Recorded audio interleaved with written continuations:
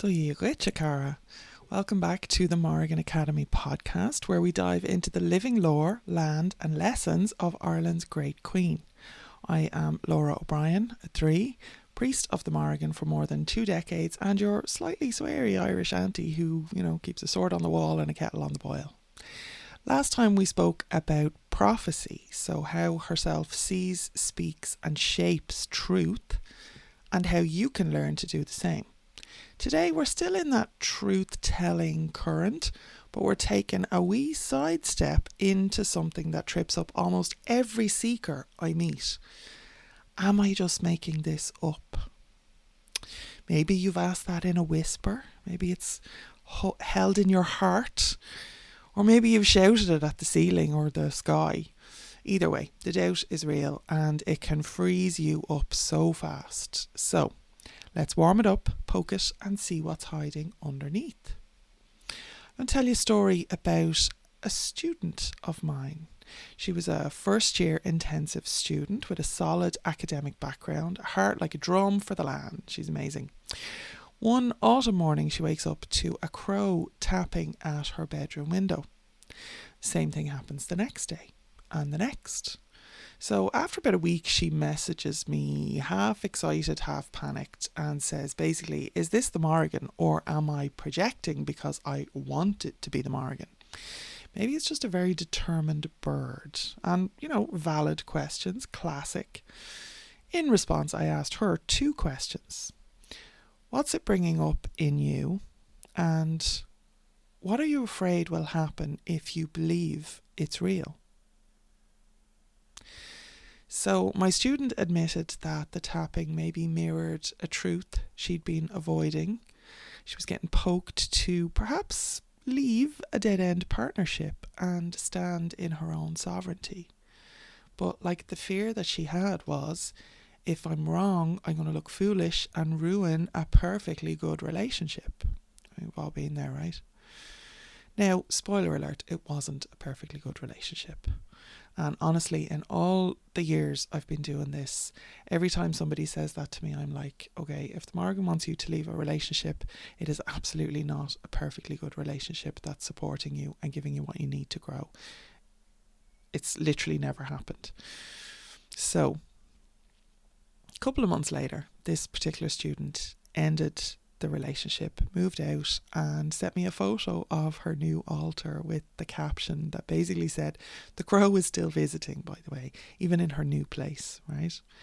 So the moral of the story would be imposter syndrome shows up the loudest when the truth costs us something, and we can often use it as an excuse. So I want to talk a little bit about why readiness is a bit of a red herring.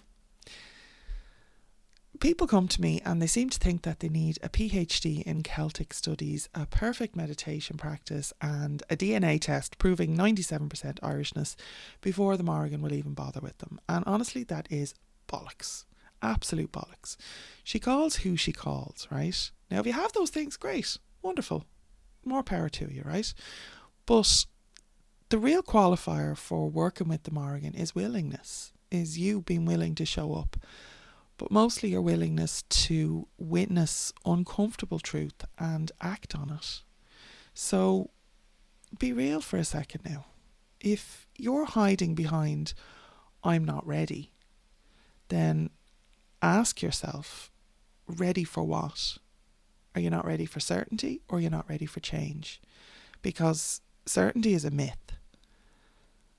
Change is the work. So, I'm not just going to give out to you now. I'm going to give you 3 simple checks that you can tell the Morrigan's call from projection. So they're not foolproof formulas, God's forbid, but they have served me and my students over the last 2 decades very, very well. So the first one would be consistency over coincidence. Like, a one-off crow is wildlife. We have it, right? A month of crows plus recurring dream motifs plus a sudden obsession with Rosk poetry, that's a pattern. And you want to be looking for these consistent patterns rather than random coincidences. Number 2, the second check that I would encourage you to use would be discomfort with momentum. When you're getting these real nudges, it unsettles you and pushes you forward.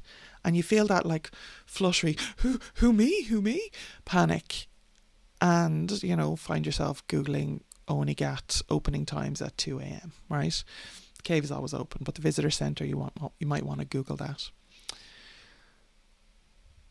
So you really need to kind of, one of the questions, whenever anybody comes to me with who me, my response is often like, if not you, who? Because there's a lot of crap out there. And if you're asking these questions of like, is this imposter syndrome? Is this an actual real call? Then you're already streets ahead of everybody else who, not everybody else, but a lot of people out there who are doing things that, require the audacity of a middle-aged white man. Anyway, the third check would be external mirrors. So when friends or, mentors or like a random taxi driver reflect the same theme that you're dodging, when you're seeing it again and again, when you're hearing it reflected back to you, pay attention. Like the other world loves a chorus. And again, the patterns are in these reflections that are bouncing back to you, whether that's visual, audio, whatever. So notice, please, that none of that requires perfect Irish grammar or Instagram-worthy altars or any of that nonsense, right? What it requires is presence, pattern recognition, and, probably honest journaling. I am 100% proponent of keep a record. I have been saying it for since my first book was published in 2004 and since I taught my first class in the 90s, right? Keep a record, keep a journal, write it down because you will forget, okay? So, besides that practical 3 checks to tell call from projection, what I would like to give you is just a little mini practice as well. We like to keep things practical. So, we're going to go with, I think, the truth compass mini practice today. So grab a notebook or, the back of the envelope that the bills came in, or a napkin if you're in a pub, right?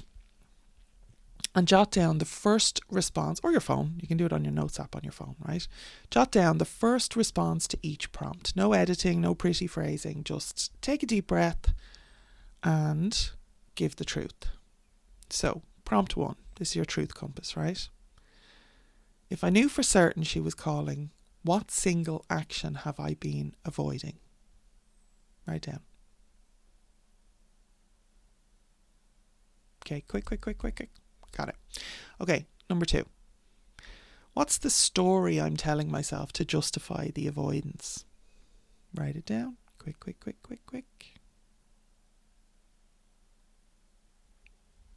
Good. Number 3. What would shift in my life if I acted anyway? Write it. Quick. Now, okay, you can pause the episode if you need to.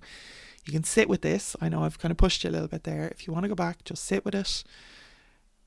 Your compass doesn't work unless you stop spinning. That's important. Okay. So, a word on projection. Yes, humans project. We are riddled with biases and we absolutely project all over the shop.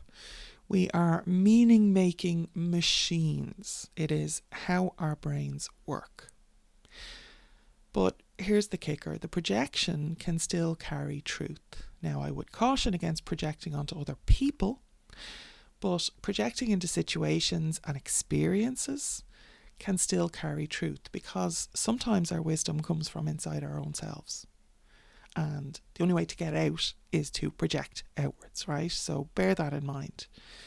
If the Morrigan uses your own subconscious as a megaphone, does it really matter which end of the cable the message originated? The question here, the real question here, isn't, is it real? But is it helpful? Is it ethical? Is it aligned with right relationship. And honestly, if it passes those tests, go for it. Lean in, do what you want. Jump in, feet first. So, if you want to keep honing that truth teller edge, I've put together a free guide. Speak the Truth, Prophecy, Power, and the Morrigan's Call. It dives deeper into spotting patterns, working with Rosk poetry, and responding without losing your head or your timetable. So you can download it free, completely free, at morrigan.academy/truth. Just pop your email in and I'll send it straight to you, plus a few follow-up goodies so you're not left hanging. And you will get notice of our upcoming intensive, which is launching in June. June every year. Okay? So, next week, I haven't done this before because, things have been a bit weird, but next week we are going to crack open the biggest readiness myth of them all, that you don't have enough time. I couldn't even tell you how many times I've heard people say that they don't have enough time for spirituality. I've been doing a lot of work trying to give people simple practices. This has pretty much been my work this year, and a lot of last year, is really, really simple practices over at the Irish Pagan School, here at the Morrigan Academy, and at the Om Academy. We have the whole 30-day Om challenge, but there's lots and lots of resources on this. So next week, spoiler alert, you do have enough time, and I'm going to show you how to weave devotion into the busiest, messiest schedule. So make sure that you're subscribed to the podcast. Leave me a review if the spirit or a crow moves you. And share this episode with a friend who keeps doubting their own signs. They'll thank you later, maybe. Or, they'll hate you later if they end up working for the Morrigan and it's really hard. That happens too. But until then, honour the law, respect the Morrigan, and mind your sovereignty. So, slán go fóill, I will see you next week.